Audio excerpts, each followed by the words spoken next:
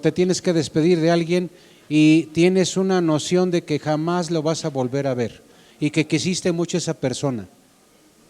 Viviste cosas bonitas con ella y que ya no vas a poder volverlo a ver. ¿Qué tal es eso? ¿Te ha tocado despedir a alguien así? Y te salen las de cocodrilo, bueno, las lágrimas para que no se oiga feo, y le das un abrazo. ¿Cómo le das ese abrazo? De esos abrazos apachurradores, de esos abrazos fuertes, con cariño, ¿no? Hay ocasiones que no da tiempo a despedirse y extrañas a esa persona, a ese amigo, a ese familiar, no lo sé, pero siempre es un momento muy emotivo. El comentario va hacia lo siguiente que le quiero decir el día de hoy. Hemos estado con una serie basada en el libro de los Hechos, que es un libro de carácter histórico, que está en la Biblia y está en el Nuevo Testamento, ¿verdad? Y esa serie se ha llamado El sentido de la misión. Dicho de otra manera, la razón por la cual somos iglesia, la razón por la cual estamos aquí. Sí, ese es el título. Y quiero entrar con un tema, y ese tema empieza con esto: una triste despedida. ¿Cómo dije? Una triste despedida. ¿Te ha tocado la parte contraria, que te has despedido de alguien y ay, qué bueno que ya no nos vamos a volver a ver, ¿verdad? ¿No te ha tocado algo así? Qué bueno, porque ustedes tienen un corazón muy bueno. Sí, gracias a Dios. Pero bueno, hablamos de una triste despedida. El apóstol Pablo, llega un momento en que pasan aquí dos cosas, hermanos. Una de ellas, el apóstol Pablo empieza a darse cuenta que la situación para él, sabiendo aún que el vivir es Cristo y el morir es ganancia, empieza a él ver que la situación él está siendo cercado, él está siendo oprimido, él está siendo señalado, está siendo perseguido, y más de una ocasión él ha tenido que huir. Y por el otro lado ha habido personas que el Espíritu Santo de Dios les está diciendo: esto va a pasar con Pablo. Y la gente no está tomando la decisión que espiritualmente sería la correcta, que es ceñirnos a la voluntad del Señor y pues simplemente estar enterados, estar orando y lo que continúa. No, lo que está pasando es que le empiezan a presionar. Tal pareciera como que es una presión en el buen tema o en el buen deseo de proteger su vida, pero están moviéndose de tal forma que se siente Pablo en medio, porque quiere cumplir con su misión, la misión de su vida, y por otro lado la iglesia o sus amigos cristianos le están así como que a razón de que saben lo que va a pasar. No, que no te vaya a pasar esto, Pablo, mejor no vayas a tal o cual lugar, ¿sí? Entonces una triste despedida. Imagínese, si usted va conmigo, vamos en Hechos, y en Hechos 20:25, si usted lo va checando conmigo, Pablo se está despidiendo de los hermanos de Mileto. En esa ocasión les anuncia que nunca más va a volver a ver el rostro de estos hermanos. Y no tenía él para esto un anuario o una agenda en la cual dijera, pues como yo ya no los tengo agendados, quién sabe cuándo y nada más. No, había cosas que el mismo Espíritu Santo de Dios le estaba avisando a Pablo. Había cosas que le avisaba a otros hermanos. Si usted va en los versículos siguientes, en el 36 al 38, usted lo puede ir leyendo, ¿sí? Está conceptuado, hermanos, este es un ejemplo para que usted lo vea. En Hechos 20, 36 al 38 está conceptuada como una de las despedidas más emotivas ministerialmente hablando de gente de la iglesia hacia un siervo. Por eso yo le comentaba, no son despedidas fáciles, pero eran necesarias por todo lo que continuaba. Y hay una palabra por ahí, había despedidas en las cuales había desconsuelo. No era algo fácil de asimilar, pero había que hacerlo, ¿sí? Y cuando habla ahí, cuando usted lo lee estos versículos y habla de despedirse, habla de que se retiraban, hay un concepto ahí que maneja que esta despedida era arrancarse uno del otro. Así dolía. De esa manera era de emotiva esa despedida, esa triste despedida, arrancarse uno del otro. Y él se estaba despidiendo, para que nos entendamos, Pablo se estaba despidiendo de los ancianos de Éfeso, de sus compañeros, de sus colaboradores, para todo lo que venía, ¿sí? Y estaba Pablo también cuando nosotros vemos estos capítulos del 20 en adelante, en el libro de los Hechos nos vamos a dar cuenta de lo siguiente: son los tiempos en que el apóstol Pablo está pasando del tema de estar en libertad predicando a estar más perseguido hasta el momento que va a ser cautivo ya. No es que le agarraran luego los soldados romanos, sino que hubo gente, de su misma nacionalidad, que por estar predicando lo que él predicaba. ¿Qué es lo que predicaba Pablo, por cierto? ¿Pero qué es la palabra de Dios? El evangelio. Por estar predicando el evangelio. Por eso se llaman buenas nuevas. Era algo nuevo, que para el que lo entendía eran buenas, para el que no lo entendía eran malas, porque no lo entendían, porque se rebelaban, porque no sabían. ¿Cómo que ya no es por obras? ¿Cómo que ya no es por la ley? Pero si la ley es nuestro ayo, es nuestro indicador, es el que nos guía. ¿Cómo? Entonces Pablo comenzó a vivir una transición en la cual ya no iba a tener esa libertad física, hermanos, ¿verdad? ¿Alguien ha estado en la cárcel?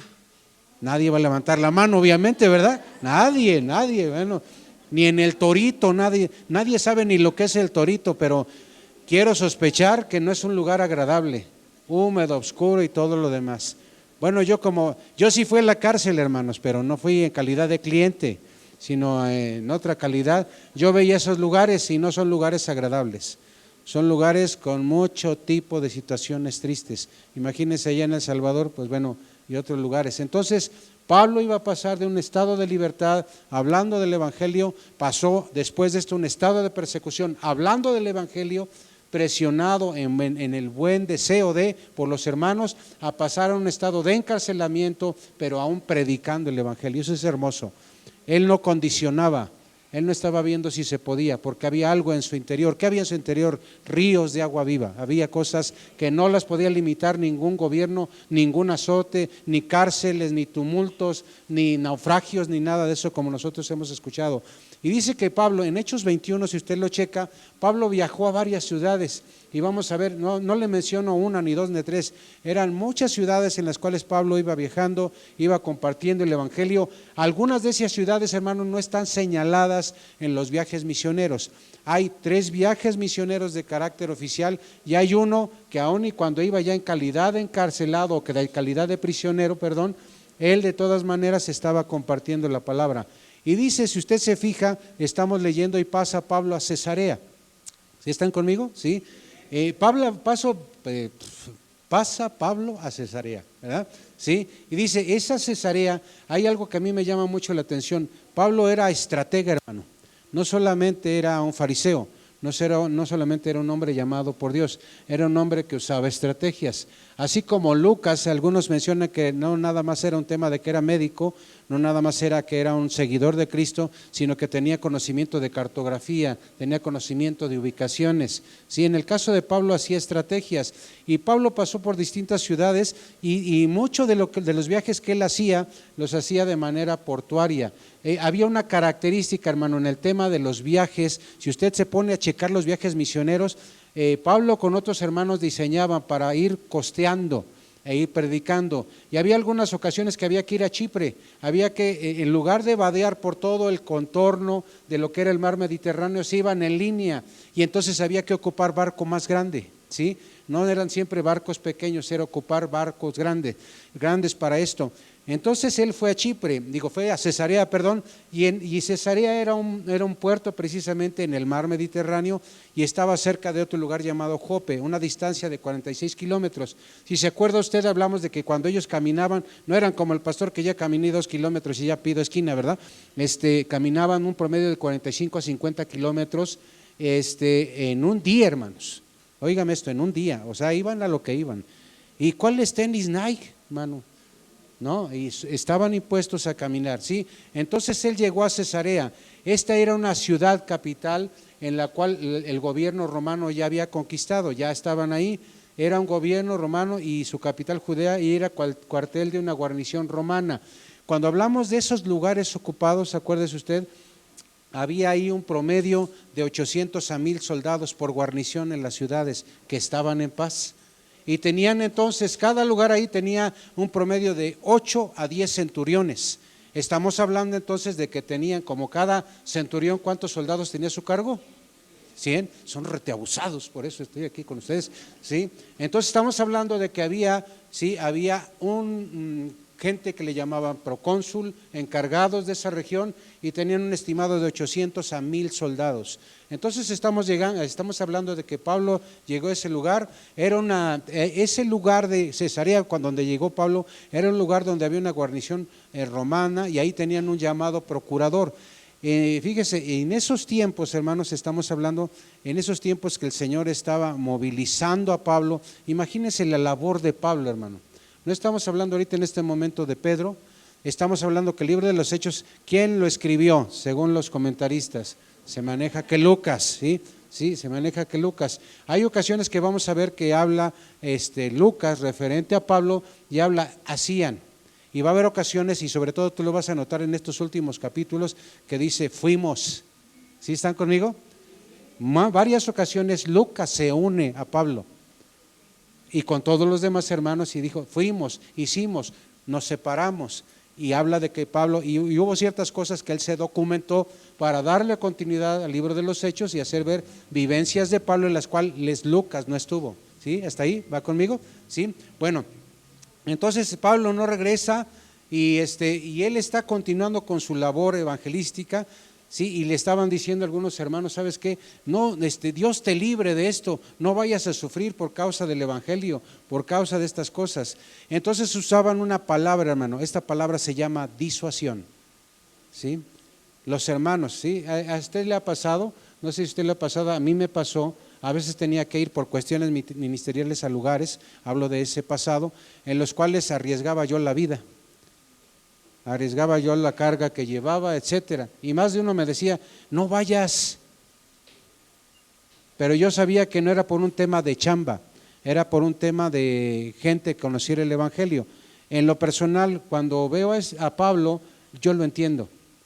Yo lo entiendo porque hay algo, mi carne me dice, no vayas. Cosas que no le podía decir a la esposa que fuera o que supiera. Pero sin embargo, hay algo aquí adentro, hermano, que te dice, ve. Y muchos de nosotros tenemos que ponernos en los zapatos. Como cristianos no debería de ser ajeno a nadie esto. En el momento que Dios nos llamara a un asunto de poner en riesgo la vida misma por Él, no es un tema negociable. Y para Pablo no era negociable, hermano. Era un asunto muy personal del Señor con él, había que entrarle. Fíjese, hermano, él iba a estas ciudades y ya para este tiempo, ¿se acuerda usted que había momentos en que había que salir de la sinagoga? Se los dije la vez pasada, saliendo de la sinagoga ya estaba la casa del hermano aquí al lado, ¿se acuerdan de eso? Bueno, llegó un momento en que Pablo dejó de ir a las sinagogas.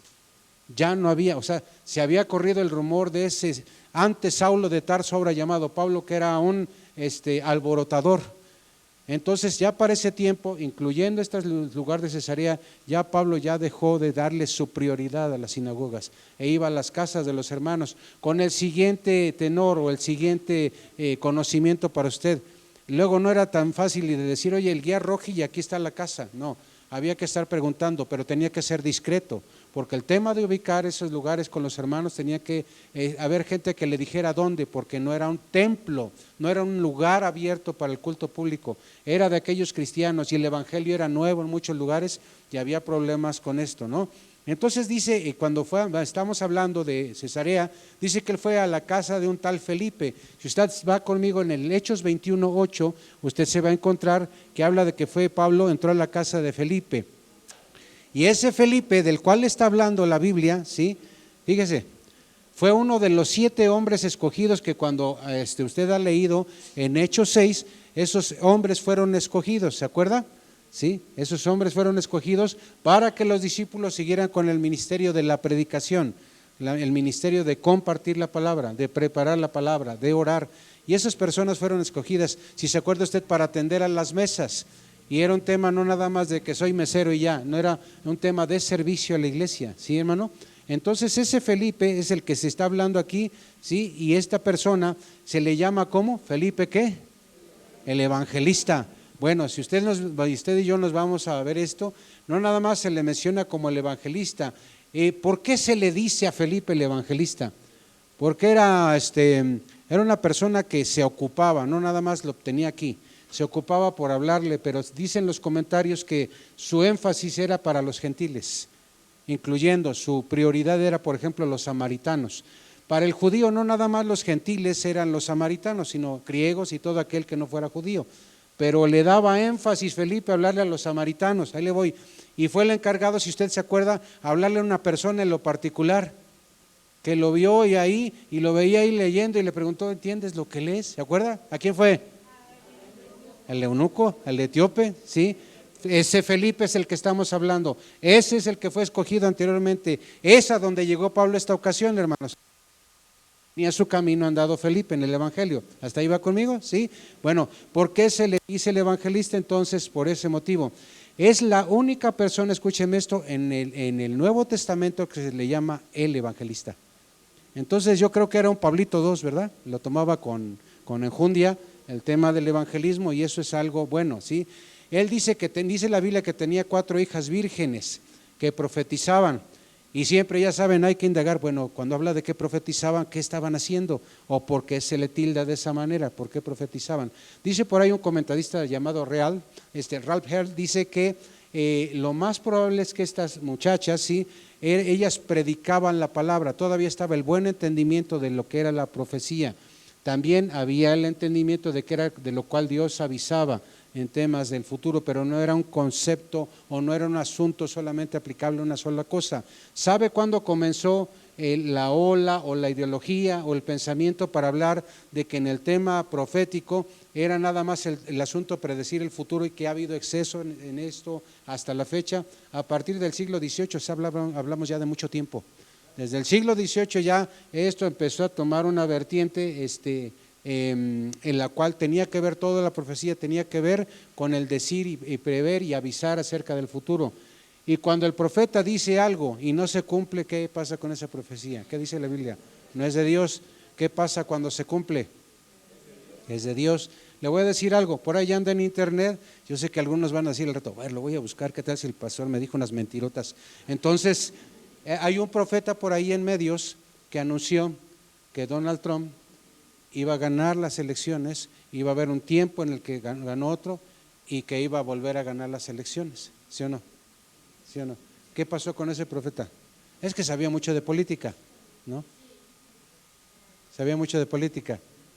Como puede ser un verito, como puede ser un profeta, ¿sí? Pero ¿qué pasa con nosotros cuando sabemos que hay alguien que le atinó y que es profeta o fuese profeta y como que nos constara? Vamos a buscar todas las profecías de aquel y todas las vamos a, porque así somos los seres humanos. Todo lo que diga es aquel, pues yo creo que sí le va a atinar porque pues en una sí lo dijo bien, ¿no? Entonces hay que tener cuidado con este tema de la profecía, ¿sí? Porque algunos nos vamos con tangente. Vámonos a Hechos 21, los versículos del 10 al 16. ¿Va conmigo? Bueno,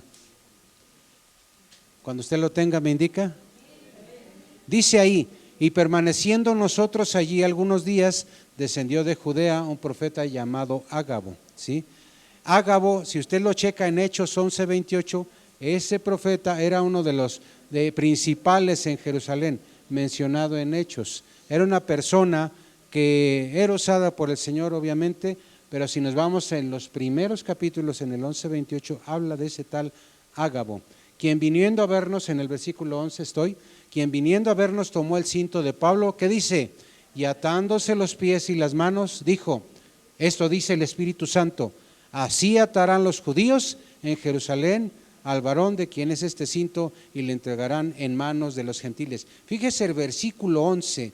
El versículo 11 está conceptuado como el inicio de la persecución formal y los previos encarcelamiento de Pablo. Pero fíjese lo consistente que es este versículo 11. Dice, tomó el cinto de Pablo, atándose los pies, entra a la actividad. ¿Sabemos quién? ¿Sabemos qué está haciendo? Sabemos que proféticamente qué está diciendo. Esto dice el Espíritu Santo. Dice, así atarán los judíos. Dicen, ¿de quién van a atar esto? Obviamente del propietario, ¿no? Van a atar los pies, es una manera simbólica, atarán los judíos en Jerusalén al varón de quien es este cinto. Es decir, habla de la ciudad, habla de quiénes van a hacer esto, habla de a quién se lo van a hacer y habla de la transición. quién lo va a aprender y a quién le van a entregar a la persona, en un solo versículo, ¿no? Entonces, imagínense, vamos a poner un ejemplo, agarra mi rebozo de bolitas a alguien y llega alguien y dice, de quien sea esto, le van a dar chicharrón, bueno, le van a hacer algo, le van a dañar. Y yo sé que esa persona es un hermano, es un cristiano, es una persona seria. ¿Qué pensarías tú? Está zafado, ¿qué? No va a pasar nada. ¿Cómo te sentirías tú? ¿Qué creen que pasó en la mente de Pablo? Estás mal, hermano. No pasa nada. Como dijo el dicho, aquí no ha pasado nada, ¿no? Aquí está, es una manera, escúcheme esto, dicen los comentaristas, es una manera dramatizada, es una manera escenificada de carácter profético de lo que le iba a suceder a Pablo, no por su pensamiento, no por su trayectoria anterior en el tema preparatorio de lo que es Pentateuco y la Mishnah. ¿Sabe qué es la Mishnah? La Mishnah es, para los judíos, es como que el desglose vivencial de toda la ley en lo que ellos tenían que hacer. En el caso de Pablo, cuando escuchó estas cosas, hermano, él estaba preparando, Dios ya estaba preparando su corazón, porque aparte de lo que se viera aquí, él ya estaba determinado, lo que fuera a suceder, él ya estaba determinado, pero el Señor le estaba preparando para esos tiempos tan difíciles. Yo a veces me pregunto, si yo hubiera sido Pablo, yo creo que me rajo a medio camino. ¿Quién sabe? No lo sabemos. Pero el Señor le preparó para algo grande, tremendamente grande, ¿sí? Y si usted se fija en Hechos 21 del 27 al 36, ¿sí? Nosotros vamos a ver ahí cumplido la profecía de lo que dijo en esta ocasión Ágabo. El cumplimiento del versículo 11 se ve realizado en el versículo del 27 al 36 del capítulo 1. Y si me regreso tantito al versículo 12, al oír esto, fíjese, al oír esto, los hermanos oyeron a Ágabo, lo oyó Pablo, y los hermanos al oír esto, dice, le rogamos nosotros y los de aquel lugar que no subiese a Jerusalén. ¿Quién está comentando esto, hermano? Lucas. Lucas le rogó a Pablo, junto con los hermanos, que no subiera a Jerusalén, que no fuera allá, porque la profecía hablaba del lugar. Lucas se sumó a ese ruego, ¿sí? Y fíjense, hermanos, y cuando hablamos de ese rogar, cuando hablamos de ese pedirle a Pablo, no lo hacían porque, ¿qué dijéramos? Había un genuino sentimiento de hermandad, de amistad, de procurarle, pero esto no tenía que ver con los planes del Señor para Pablo. Y a mí me deja una lección que los planes del Señor son más importantes que en muchas ocasiones temas de amistad, temas de seguridad, temas de protección, es más importante los planes del Señor, hermano. Y eso para el cristiano debe quedar bien claro toda su vida. Y más de una ocasión, hermanos, el Señor nos va a meter en una horma. ¿Sabe lo que es una horma? ¿Verdad? Yo le voy a decir, aquí yo tengo mi horma, ¿verdad? ¿Sí? Nos mete en situaciones para que nosotros nos ciñamos a ciertas cosas porque se necesita, porque es importante. Y dice el versículo 13, entonces Pablo respondió, ¿qué dice ahí, Pablo? ¿Qué hacéis llorando y quebrantándome el corazón? ¿Cómo se sentiría Pablo, hermano? Recuerde algo, Pablo estaba en medio, ¿sí? Dice, ¿qué hacéis llorando y quebrantándome el corazón? Porque yo estoy, ¿qué dice ahí? Dispuesto no solo a ser atado, más aún a morir en Jerusalén, ¿qué dice ahí? Por el nombre de Jesús, ¿sí o no? Bueno, y cuando dice ahí morir por el nombre del Señor Jesús, ¿a qué se refería? Ahí le voy para que esto lo entendamos entre todos. La razón por la que él dijo, dicen, ¿qué hacen? ¿Por qué hacen esto? Yo estoy dispuesto no solamente a ser sujetado, ser preso, estoy dispuesto a aún morir por el nombre del Señor Jesús. Por el nombre del Señor Jesús, como iglesia estaba sucediendo lo siguiente. Número uno, hermano, estaba la gente ya siendo bautizada en el nombre de Jesús. ¿Por qué? Porque había recibido al Señor en su corazón. Número dos, estaban sucediendo sanidades por el nombre de Jesús. ¿Sí? No doy citas y todo porque pues si no ahí nos saturamos. Estaban sucediendo señales, estaban sucediendo prodigios por el nombre del Señor Jesús. Y fíjese, había predicación también por el nombre de Jesús, por el nombre del Señor Jesús. Y aún así, hermanos, escúcheme esto, y aún así La gente no entendía, estaba completamente cegada y no quería entender. Para ellos era más la tradición, para ellos era más la enseñanza que les habían entregado generacionalmente, que entender que algo no es nada más decir algo nuevo, era decir algo increíble, era inconcebible lo que estaba pasando y no lo entendieron. Pablo estaba dispuesto a morir, no solamente por algo que le predicaron de oídas. ¿Cuándo vio físicamente Pablo a Jesús?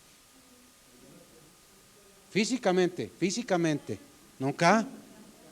Pero aquí el asunto es, sí, se le apareció, etcétera. Pero estoy hablando, hermanos, que él estaba dispuesto a morir, no nada más por un pensamiento, por algo que le dijeron, porque él sabía que lo que estaba diciendo era la pura verdad. ¿Sí? Entonces, cuando habla ahí, dice, estoy dispuesto a morir por el nombre del Señor Jesús, estaba él dando a conocer que por lo cual él estaba dispuesto a morir, era una verdad que no era negociable. Y si la vida misma le iba por eso, bien iba la vida misma. ¿Cuántos dicen amén? ¿Cuántos quieren morir por el Señor Jesús?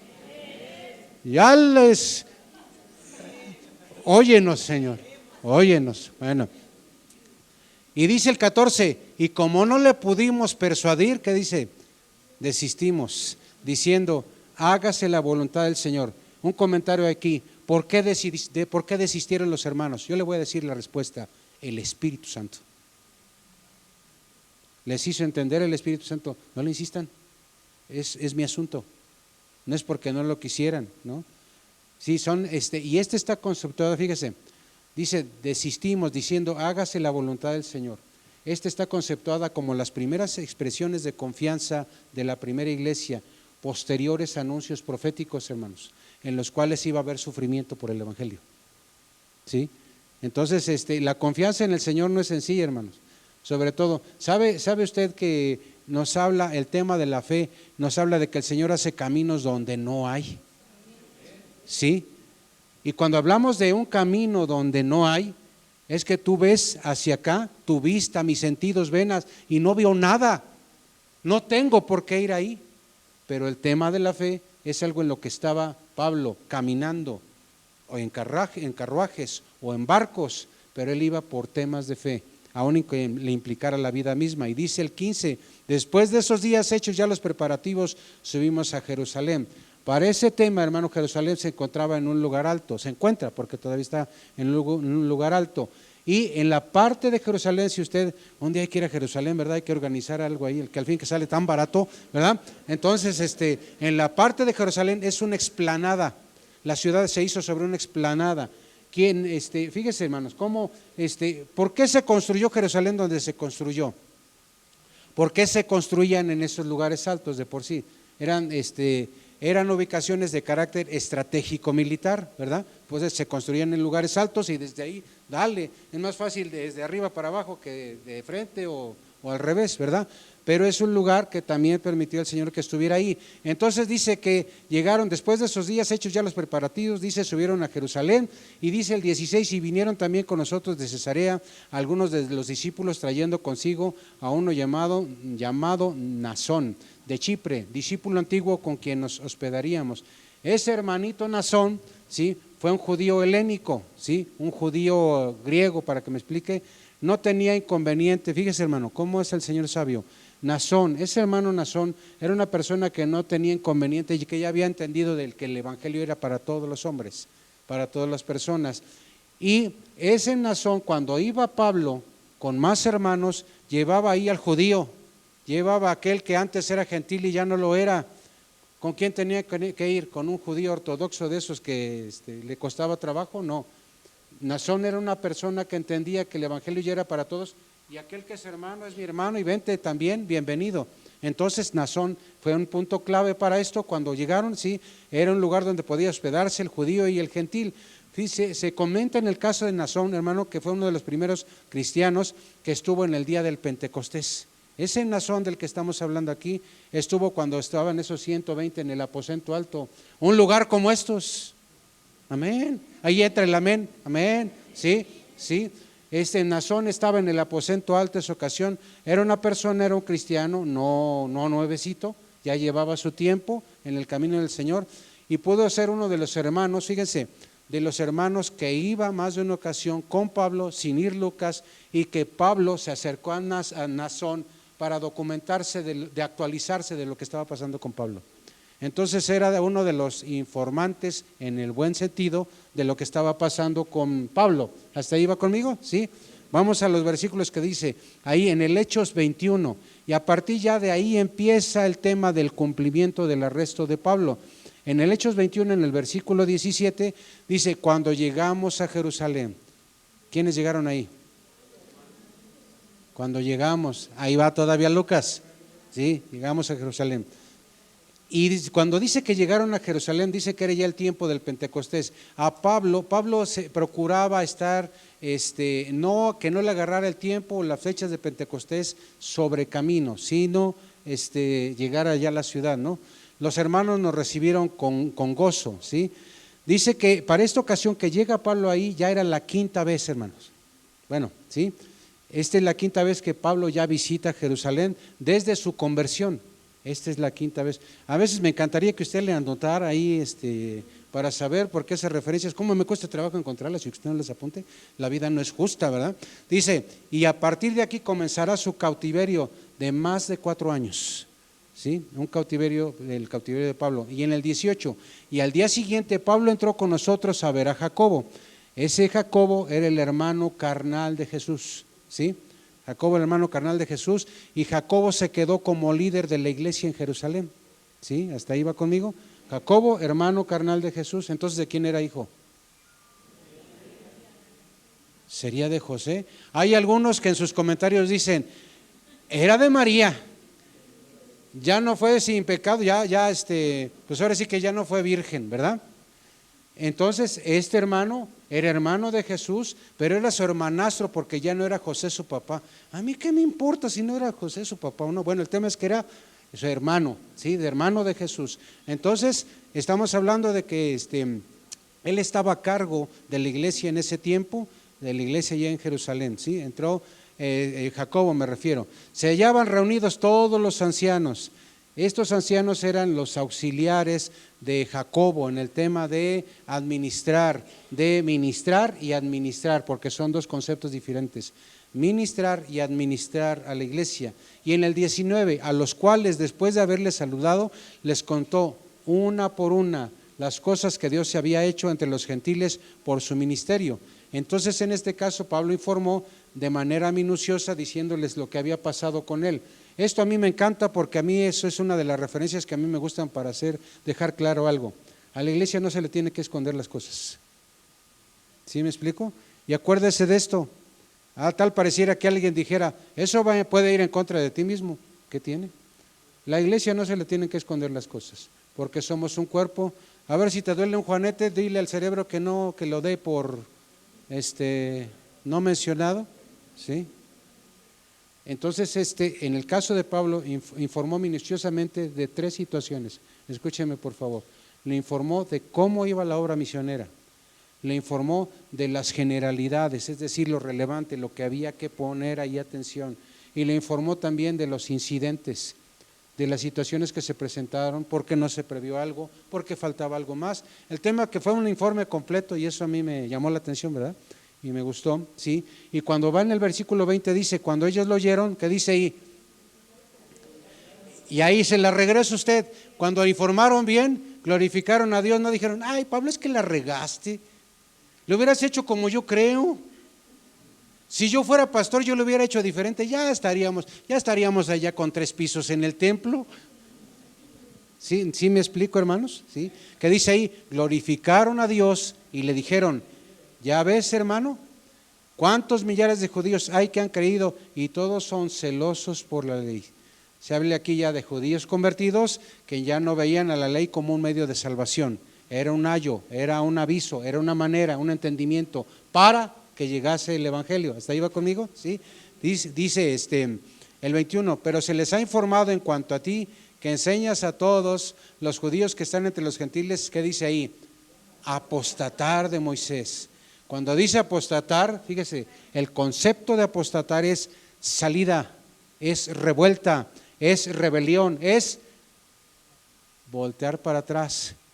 No tendrá que ver algo mucho con eso que dicen. ¿Saben cómo nos dicen a los cristianos aparte de aleluyos, hermanos separados, salta para atrás. ¿No han oído esa? Salta para atrás, así nos dicen. Bueno, les actualizo, ¿verdad? Que ya está ese asunto. Salta para atrás. Bueno, hay algo aquí importante. Le dijeron, dicen aquí, lo vuelvo a leer, se les ha informado en cuanto a ti que enseñas a todos los judíos que están entre los gentiles a apostatar de Moisés, diciéndoles que no circunciden a sus hijos ni observen las costumbres. Se argumentaban en este caso y en este momento cosas falsas referente a Pablo, diciendo que él quería abandonar toda su herencia cultural, y eso a los judíos no fácil lo iban a permitir, hermano. ¿Sí? Vaya conmigo. Y en el 22, ¿y qué hay pues? ¿Qué hay pues? La multitud se reunirá de cierto porque dirán que has venido. Ya el ruido ya estaba hecho, hermano. Estamos hablando de qué, ¿cuántas veces ya había venido a Jerusalén? Acuérdese, esta era la quinta vez que ya venía a Jerusalén. Ya conocían, ya lo conocían, sabían lo que estaba haciendo, ya había corrido la voz. Algunos estaban, fíjense, algunos le esperaban, Pablo, qué bueno que ya veniste, vamos a hablar. Y otros decían, ya llegó este por fin, duro con él. ¿Sí? Espero que no pase con el pastor. Qué bueno, pastor, que ya llegó. Duro con que no vaya a hacer eso, ¿verdad? Por favor, sí, ténganme misericordia, ¿sí? Dice, haz pues, fíjese, los ancianos le dijeron, fue este consejo, haz pues esto que te decimos. Era una manera, escúcheme esto, estos consejos que van a continuación, era una manera en que los ancianos y la gente de ahí, los hermanos le decían, ponle un parchecito a esto, disuelve tantito la situación para que no te metas en problemas. Y como algunos después de esto, unos le podían apoyar y algunos hermanos, este consejo era para que algunos a la hora de la presión y todo esto, algunos no le iban a entrar a apoyarle. Escúcheme esto. Entonces, haz pues esto que te decimos, hay entre nosotros 4 hombres que tienen obligación de cumplir voto, ¿sí? Cuando está hablando aquí de cumplir voto, están diciendo, hay 4 hermanos aquí que van a cumplir con su voto del nazareato. El voto del nazareato era un voto de devoción personal por Dios, que se viera, ¿sí? Es decir, yo amo a Dios. ¿Cómo es una manera en la actualidad de que yo hago ese anuncio entre mis hermanos de que soy un hijo de Dios y que le amo con todo mi corazón? Que no tenga que ver con el que voy a bautizarme y que lo vean. ¿Cómo es una manera de hacer ver? No porque me interese mucho darla a conocer, pero hacer ver que soy un cristiano y que no quede duda delante de mis hermanos. ¿Qué harías tú? Le voy a dar un ejemplo. ¿Han visto una Biblia como estas, pero más grandota? ¿Sí? Hay 2, 3 hermanos que traen esa y la traen en la calle y la traen así, que se vea, ¿sí o no? Y algunos traen la biblita de esas, y la meten en lo más hondo de la bolsa que no se vea, ¿verdad? El tema del nazareato era anunciar a todo mundo la devoción por Dios. Y dicen los ancianos en ese tiempo, tómalos contigo, toma esos 4, purifícate con ellos y paga sus gastos para que se rasuren la cabeza y todos comprenderán que dice que no hay nada de lo que se les informó acerca de ti, sino que tú también andas ordenadamente guardando la ley. Si usted va conmigo a número 6, 14 al 21, eso es la actividad que iba a realizar Pablo con estas 4 personas. Y él iba a ser el padrino, no como el padrino de la película, no.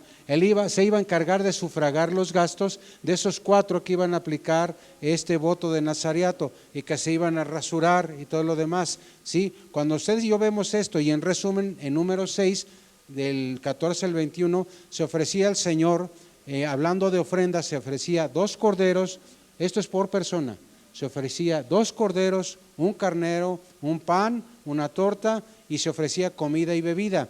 Esto era por cada hombre. Si nosotros lo vemos de esta manera, ¿por qué Pablo tenía que purificarse junto con aquellos?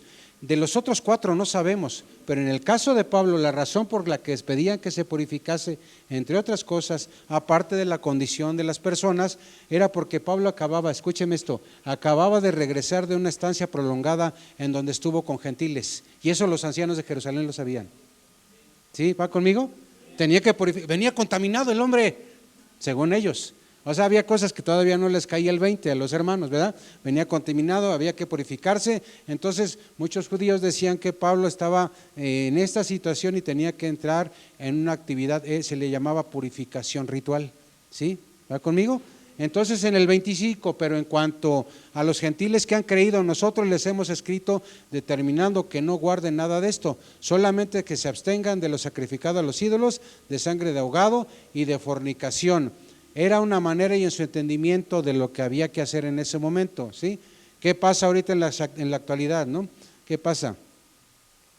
Hemos llegado nosotros a comer carne que no sabemos de dónde viene. Cuando tú vas a la carnicería, ese es un tema que tenemos que abordar, hermano, porque hay cosas todavía que he visto que aquí en la iglesia, todavía como que todavía no entendemos, como el tema de la moronga, que el pan de muerto y tanta cosa. Tenemos que hablar sobre eso, porque es importante. Ya nos daremos tiempo para eso, para quitarnos de cosas que el Señor nos ha de ver con paciencia, hijos míos. Fíjense, solamente absténgase de lo sacrificado a los ídolos, de sangre, de ahogado y de fornicación. Ok, decisión tomada por el Concilio de Jerusalén. En esos tiempos se habían tomado decisiones en el llamado Concilio de Jerusalén, donde estaban los ancianos, donde estaban los hermanos a cargo de, y en el 26, vaya conmigo al 26, entonces Pablo tomó consigo a aquellos hombres y al día siguiente, habiéndose purificado con ellos, entró en el templo para anunciar el cumplimiento de los días de la purificación, cuando había de presentarse la ofrenda por cada uno de ellos. Para esto pasa lo siguiente, Pablo llegó con ofrendas, hermanos, escúcheme esto. Pablo cuando llegó a Jerusalén, le voy a decir algo, iba armado. ¿Por qué le voy a decir esto? Porque traía ofrendas de otros lugares. Y Pablo tuvo que poner, con apoyo de otros hermanos, el equivalente entre él y lo de los 4 por los cuales iba a presentar el voto. Iba a presentar a 10 corderos, 5 carneros, 5 panes, 5 tortas y la comida y la bebida para estas 5 personas. Y este tiempo que ellos llevaban a cabo duraba una semana, 7 días. ¿Sí? ¿Va conmigo? 7 días de ese tiempo de la purificación. ¿Por qué hizo esto Pablo? ¿Tenían razón estos ancianos? ¿Tenía razón Jacobo para esto? Sí, no es que no tuviera autoridad Pablo, pero era un asunto, una estrategia, hermano. Por eso también yo estoy convencido de que Pablo era una persona estratega, no era perfecto, pero esto fue bien pensado para amortiguar todas las versiones de lo que oían. Y usted sabe que cuando nos llega un chisme, ¿qué características tiene ese chisme? Algo bien profundo, un chisme lo dan los chismosos, ¿verdad? Pero no nos llega la verdad de lo que realmente fue en sus inicios, una verdad. Entonces había que amortizarlo de alguna manera. Si usted va conmigo en el versículo 27 de ese capítulo 21, pero cuando estaban por cumplirse los 7 días, unos judíos de Asia, es decir, gente que no era de ahí, al verle en el templo, alborotaron a toda la multitud y le echaron mano. Esos judíos no eran de Jerusalén. ¿Por qué estaban ahí? Se menciona que por el Pentecostés habían ido a Jerusalén, subido a Jerusalén, y dando voces, varones israelitas, ayudad, este es el hombre que por todas partes enseña a todos contra el pueblo, la ley y este lugar, y además de esto ha metido a griegos en el templo y ha profanado este santo lugar. Imagínense, le dicen a alguien que es celoso. ¿Saben ustedes que en las sinagogas iban los judíos, entraban, y cómo cree que sería el ambiente ahí en la sinagoga? De respeto, parsimonioso, adoración, escuchar la palabra, tranquila la cosa. ¿Y qué pasa cuando llega un Pablo y algunos todavía no entienden y llega con fulanos que son gentiles? ¿En qué se les ubicaba? No solamente era por su acento, no solamente era por su hablar, era por su vestimenta, hermanos. Increíblemente en algunos por su andar. El tema es que aquellos que no eran judíos eran ubicados e iban con Pablo. Había ruido, hermanos, para que me explique, había ruido, ¿sí? Entonces fíjese, ¿de qué se le acusaba a Pablo? Fíjese, de que no era leal a su pueblo.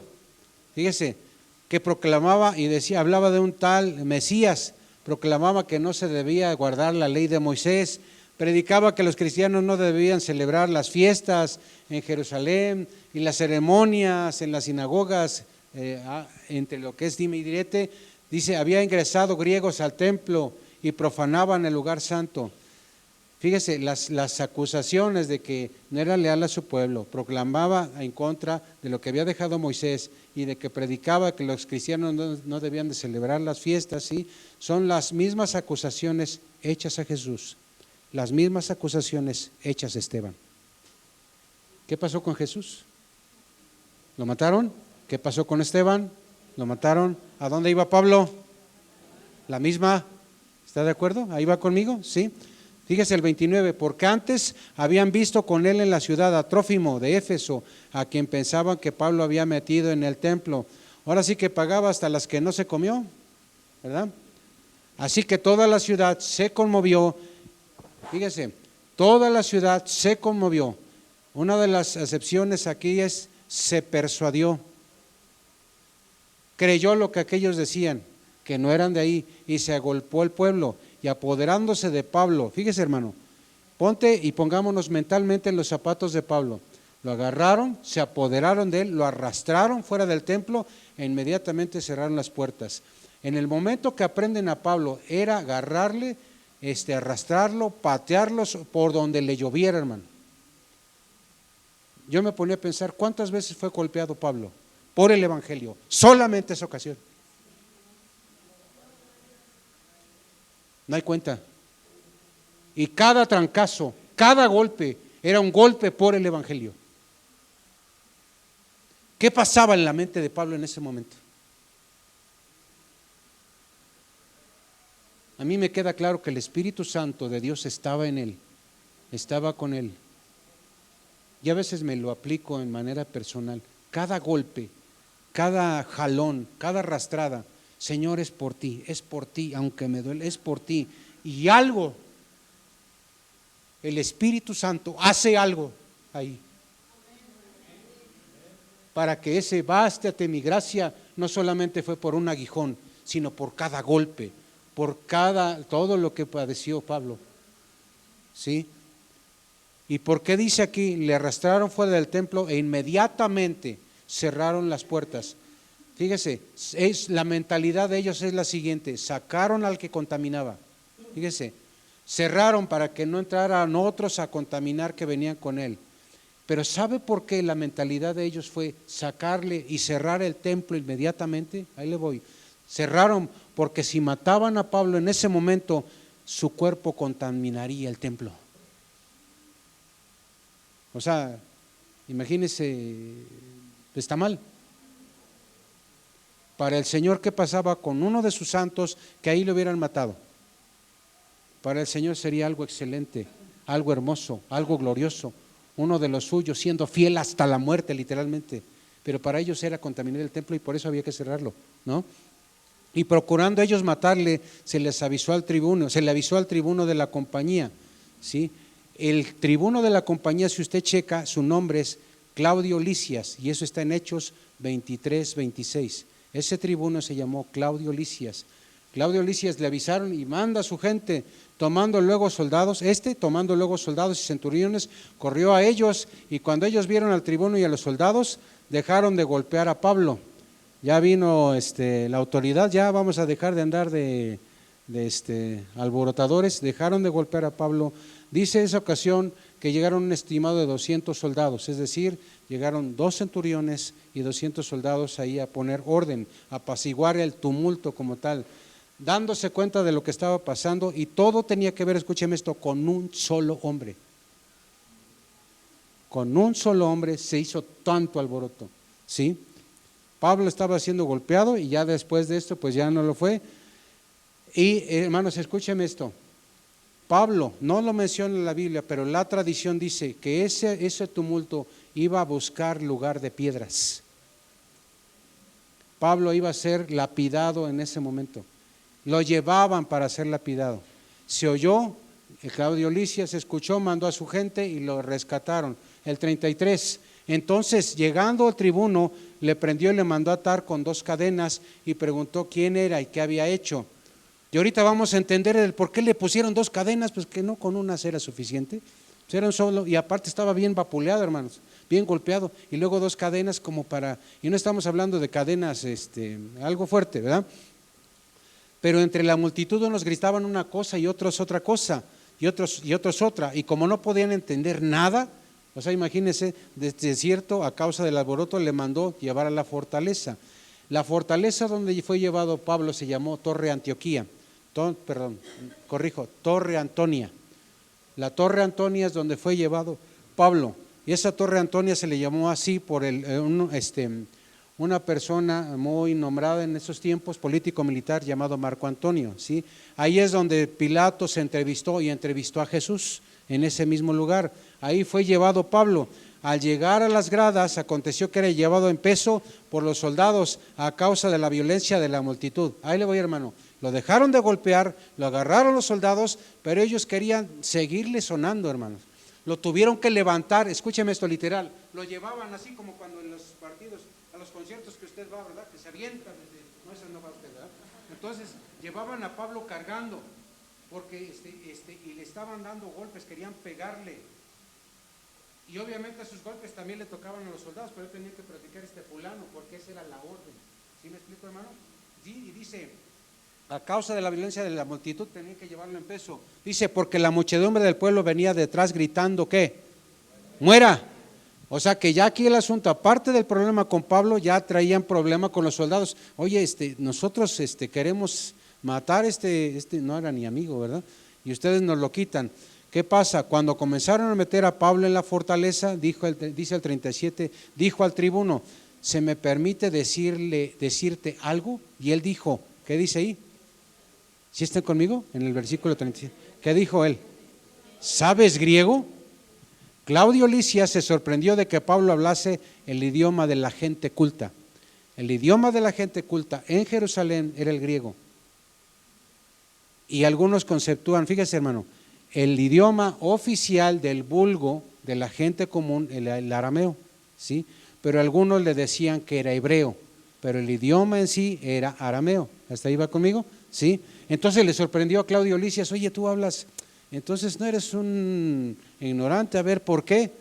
¿No eres tú aquel egipcio que levantó una sedición antes de estos días y sacó al desierto a los 4,000 sicarios? Aquí hay varias referencias, hermano. Número 1, Claudio Lisias no sabía quién había aprendido, no lo conocía, no sabía quién era, hermano, no sabía de lo que se trataba el problema, no entendía. Lo que sí sabía es que hubo una persona por ahí, una persona que causó sedición, causó problema, ¿sí? Lo confundió con un supuesto profeta, un supuesto nacionalista judío que era alborotador, y esa persona había prometido expulsar a los romanos. Imagínense si no lo traían en la mira, ¿sí?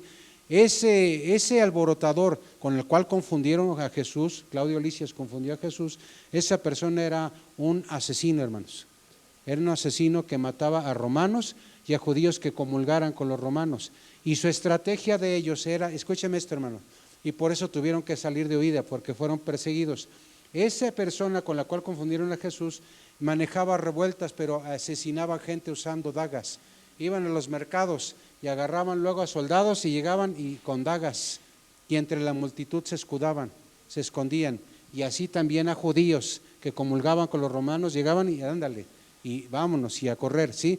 Y él se llevó a toda esta gente, lo que se comenta fuera, y usaban estas dagas, mataban gente y se camuflaban, etcétera, y fue confundido Jesús. Entonces dijo Pablo, el 39, entonces dijo Pablo, yo de cierto, ¿qué dice? Soy hombre judío de Tarso, ¿sí? Entonces Tarso era la nacionalidad, el lugar donde él nació, pero contaba con una, vamos a decirlo de esta manera, contaba con una universidad o una enseñanza que competía en prestigio, es decir, Tarso era un lugar donde se tenía un lugar de educación en el equivalente de lo que había en Atenas y en Alejandría, que en esos tiempos era el lugar de mayor conocimiento, ¿sí? Entonces eso daba referencia a que Pablo no era un ignorante, hermanos. Fíjense, pero a mí me llama la atención algo que se le pasó al pobre, dijera pobre de Claudio Lisias, porque cuando se enteró se empezó a tronar los dedos, hermanos, en referencia a Pablo, de algo que no le cuestionó y que salió después, ¿sí? Dice, entonces dijo Pablo, yo de cierto soy hombre judío de Tarso, ciudadano de una ciudad no insignificante de Cilicia, pero te ruego ¿qué? Te ruego que me permitas hablar al pueblo. Es decir, el Señor, a pesar de todo esto, le libera de la golpiza, le libera de la muerte, le dice de dónde es, da a entender que no es un ignorante. Si él hubiera hablado, fíjese, escúcheme esto, hermano, si él hubiera hablado en arameo, otro asunto hubiera sido esto. ¿Por qué? Porque no le hubiera dado oportunidad. Porque era uno más. Y al hablar en el idioma que era propio de la gente culta, Él sabía que no iba a hablar alguna sandez. ¿Sí me explico? ¿Hasta iba conmigo? Bueno, dice, siempre se acaba el tiempo, nunca alcanza. Bueno, dice en el 40, y cuando él se lo permitió, Pablo, estando en pie en las gradas, hizo señal con la mano al pueblo y hecho gran silencio. ¿Qué dice ahí? Esta es la primera de las 6 defensas que Pablo hizo de sí mismo. Esta es la primera, anótele. La primera de las 6 defensas que Pablo hizo de sí mismo, y la hizo en arameo. Ese es ¿cómo dijera yo? La explicación, el lenguaje, el arameo, el cual era el idioma acostumbrado en Israel, es decir, iba a hablar para que todo el mundo lo entendiera, ¿sí? Varones, vea usted al 22 versículo 1, varones, hermanos y padres, oíd ahora mi defensa ante vosotros. Y al oír que les hablaba en lengua hebrea, pero que era el arameo, guardaron más silencio, y él les dijo, yo de cierto soy judío, ¿sí? Nacido en Tarso de Cilicia. Les estaba diciendo, yo no nací aquí, pero criado en esta ciudad. Es decir, yo no nací aquí, pero yo sé lo que pasa aquí. Yo es como si fuera de aquí, ¿sí? Instruido a los pies de Gamaliel. Gamaliel era un rabino reconocido por todos los que estaban ahí, hermanos. Entonces él, fíjese, se identifica con su idioma, hace ver que no es una papa enterrada, hace ver también que alguien fue enseñado por alguien respetado en aquel lugar. Fíjese, eran estrategias, el Espíritu Santo ayudándole a él, ¿sí? Estrictamente conforme a la ley de nuestros padres, celoso de Dios, como hoy lo sois todos vosotros. Perseguía yo este camino hasta la muerte, prendiendo y entregando en cárceles a hombres y mujeres, como el sumo sacerdote también me es testigo, y todos los ancianos, de quienes también recibí cartas para los hermanos. Y fui a Damasco para traer presos a Jerusalén, también a los que estuviesen allí, para que fuesen castigados. Parte de la gente de la que se menciona aquí, hermanos, eran oyentes en ese momento. Conocían a Pablo. Es más, bueno, tengo que decirlo así, conocían, hermano Gabriel, conocían a Saulo, pero ya no a Pablo. Ya no, les era desconocido, era algo diferente. Después de esto, para resumir, Pablo narra su conversión del versículo 6 al 21 de ese capítulo 22. Pablo narra su conversión, no los detalles finos, pero los narra, ¿sí? Pero llama la atención, para no abundar mucho, vemos cómo el pueblo se enojó. Y fíjense, hermanos, ¿han visto ustedes? Yo sé que ustedes son unos santos, pero ¿han visto alguna película de estas del planeta de los simios? Cómo los changos se alborotan y avientan y lanzan tierra. Hagan de cuenta que veo un montón de changos, alborotados, enojados, aventando sus ropas. No que se desnudaran, pero aventaban sus mantos. Acuérdense que era un clima seco y era un clima que se ponían esto para que hubiera humedad. Aventaban sus mantos, agarraban tierra, y era un terrerío aquello estaban que hervían, hermano. Eran las maneras expresivas de esa cultura de hacer ver que no solamente estamos enojados, estamos que reventamos de enojo, ¿sí? ¿Sí? Estaban, fíjese, era una manera de declarar, necesitamos ya terminar esto y necesitamos matarlo, ¿sí? Y como usted va a leer más adelante, sí, llega un momento que le mandan a azotar, y dice que le pusieron unas ligas. Cuando se azotaba a las personas y se les ponía esas ligas para estirarle, en el momento que tú tienes ¿te has visto si te has cortado? Tiene su explicación, hermano. En el momento que alguien se corta y está así, pues es la cortada. Pero ¿qué pasa si esos tejidos están en tensión? La razón de poner la tensión y las ligas en los presos era para que su flagelo fuera mayor. Iban a azotar a Pablo, le estiraron las cuerdas y luego azotarle para que le doliera. Y él preguntó, oye, ¿les es lícito azotar a un ciudadano romano? Se les cae el teatro, hermanos. ¿Sí? ¿Por qué? Azotar a un ciudadano romano, ¿sí? Ellos estaban exentos de azotes, mire qué compadres, ¿verdad? Estaban exentos de azotes, estos conforme a las 2 leyes, llamados de un tal Valeriano y un Ponciano. Los azotes eran para castigar y hacer confesar a un acosado. La razón por la cual ya no lo azotaron es que el castigo para el que infligiera esta ley era la muerte. Así fuera un procónsul. Si azotaba a un ciudadano romano, a ese procónsul le tocaba esto, hermanos. Por eso, el mismo Claudio Lisias, por eso él la pensó, hermanos, que le iba a costar la vida si esto trascendía mal, Y la conclusión, cierro con esto. Dice Hechos 22, versículo 14. Y él dijo: el Dios de vuestros padres te ha escogido. Este es el llamamiento de Pablo. El Dios de vuestros padres te ha escogido para que conozcas su voluntad y veas al justo y oigas la voz de su boca, porque serás testigo suyo a todos los hombres de lo que has visto y oído. Ahora pues, ¿por qué te detienes? Levántate y bautízate y lava tus pecados invocando su nombre. El llamado de Dios para Pablo, para lo que iba a ser toda su aventura.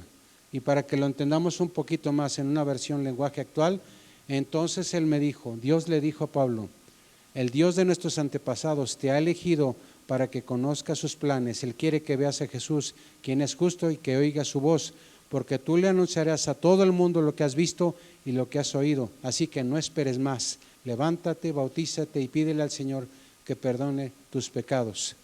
Mateo 28, 19 dice: por tanto, id y haced discípulos a todas las naciones, bautizándolos en el nombre del Padre y del Hijo y del Espíritu Santo, y enseñándoles que guarden todas las cosas que os he mandado. Y aquí yo estoy con vosotros todos los días hasta el fin del mundo. Amén. Este llamado hecho en Mateo, escúcheme esto, este llamado Pablo lo tenía arraigado en su corazón. Pero este llamado no es solamente para Pablo, hermano. ¿Sí está conmigo o ya le pudo más el timbre que la palabra? Escúcheme esto. El llamado de ir por todo el mundo y predicar el evangelio a toda criatura es un llamado actual para toda la iglesia. ¿A cuánto le hemos llamado con este evangelio en esta semana a la gente? Yo fui testigo de que hubo gente que vino hoy porque la trajeron y alguien sí está trabajando, pero sin temor a equivocarme, la gran mayoría no le hablamos a nadie del evangelio en esta semana. Y tenemos una obligación con el Señor, aún y a costa de nuestra propia vida, de hacer esto. ¿Está conmigo? ¿Sí? Póngase de pie, hermanos, porque esas escaleras, ¿cómo le jalan la vista a más de uno? ¿Verdad? Bueno, demos gracias. Vamos a ser despedidos para los del primer culto. Segundo, aquí continuamos. Y recuerde que nos vemos, puede usted llegar de más o menos desde las 1:45, 1:40, porque para que vayamos aquí organizando y todo lo demás. Pero recordemos esto, lo principal de todo lo que nosotros oigamos de la palabra, de lo que entendamos de la palabra, escúcheme esto, lo principal es que usted y yo se ha guardado nuestro corazón y que toda la palabra oída y todo el discurso oída sea que nosotros guardemos los mandamientos del Señor y seamos obedientes a ellos. ¿De qué sirviera de que yo fuese todos los domingos a la iglesia, o que dijera que soy cristiano, o que trajera no una Biblia chiquita sino una de púlpito, si mi corazón no está cerca del Señor? Que estemos seguros de que incluso somos salvos. Vamos a hacer una oración. Le voy a pedir por favor y haga esta oración conmigo. Señor y Dios, el día de hoy te damos gracias por estar ante tu presencia. Señor, puede ser que yo no esté seguro de que soy salvo, pero el día de hoy yo confieso que tú eres mi Señor y mi Salvador. Moriste en una cruz por mí, pero ahora ya no vivo yo, tú vives en mí, en aquel que se entregó por mí. Ahora, Señor, te confieso como el amado de mi corazón. Y dice tu palabra que no estoy en condenación. Tengo vida eterna. Voy al cielo contigo. Gracias. Te amo. Y gracias, Señor, porque tú me llevarás más allá de la muerte. Gracias, Señor. En el nombre de Jesús. Amén. Señor, algunos han de ir a casa, otros continuaremos aquí. Te rogamos que tu grande amor, la gracia salvadora de nuestro Señor Jesucristo y la consolación, participación de tu santo y bendito Espíritu sea con toda tu iglesia, aposento alto, y el pueblo de Dios dice amén. Démosle una ofrenda de palmas al Señor, hermanos. Dios les bendiga.